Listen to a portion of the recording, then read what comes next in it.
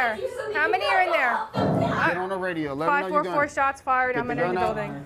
Virtual reality training underway in the police department of Camden, New Jersey. Where is he at? Where is he at? This city was once ranked the most dangerous in America. We're going to de-escalate the hell out of this, right? Now they say an emphasis on de-escalation, talk first and shoot later, has transformed policing. We save lives by slowing things down and de-escalating. It's okay. You just have to drag me out of here. Listen, I don't want to do that, Mark. Let me take you. I'll call another officer out. Contrast that to this. Put your hands up right now. Let me see your other hand. The infamous moment the police first approached George Floyd. A gun immediately thrust in his face. Things escalated quickly, culminating in his murder. No justice! No peace! A national cry for defunding and reform of America's police followed. When I say defund, you say police, defund! Police! Defund! Police! And all eyes turned to Camden as a potential model for change. For decades, crime in the city had spiraled out of control, and the police force was corrupt and failing. Crime, shootings every other day. There were drug dealers buying T-shirts saying we're taking our streets back, and they were wearing them and laughing in our faces. So it was scary times. In 2012, homicides peaked, and they finally took drastic action. Crime numbers that we've never seen. Then Officer, now Chief Rodriguez, and the entire police force were fired, and the whole department disbanded. A complete overhaul ensued, and a year later, Camden County Police was born anew. People were being imprisoned in their homes. They didn't come out. The good people you didn't see. You just saw the bad people that occupied this space. And we just started to talk to people, not arrest people, not arrest our way out of these problems, just to talk and engage. It pushed the negative element away. Hola, ¿cómo está, señor? ¿Todo bien? Hace tiempito ya. Now they pound the pavement, building rapport with the locals in a bid to ease tensions. Want to talk about something?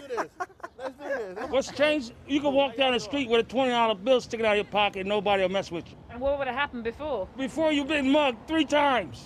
Complaints against police are down, they say, as are homicides, almost 70% from their peak in 2012. And you, Officer Sanchez, have been here 25 years. 25 years, yes. In Camden? Yes. And the difference is? It's night and day. How you doing? And what do you attribute that to? I would attribute that to the fact that the Chief of Police wants us out here on foot. You know, make that connection with everyone out here in the community.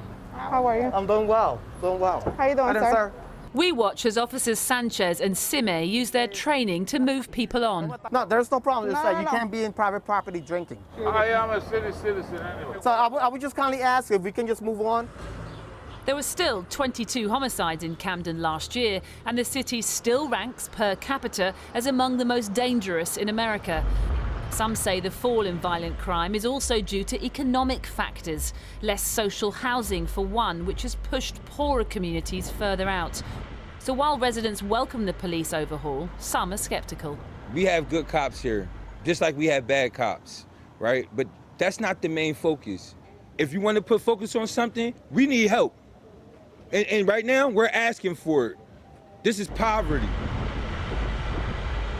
You know, used to hear people say all the time, you know, when I grow up, I want to be a police officer. You don't hear that anymore.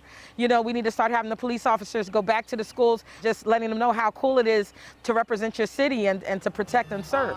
But have you noticed them coming out more and talking to you guys? And that's what they hope to be doing. I can see that included in their training, yes. But when it comes down to an actual incident, that's different. People don't understand that the police are trained, if they have to kill. Why? Why? If they can defuse it, why do they need to kill? Drop the knife. Sir, drop the knife. In any other city, this man wielding a knife would very likely have been shot dead. But the police in Camden did defuse this situation, using a tactic they'd learned from training with the police in the UK, creating a wall of officers around the man until they eventually tasered him. If people see the success that happened here, it just seems like a no-brainer that you would try and roll that out. Why aren't we seeing that happen in America? I don't know. That's a great question. Some of our trainers go across the country to different agencies, and not always with great reception. There are some officers that tell us to go back to New Jersey, where you came from.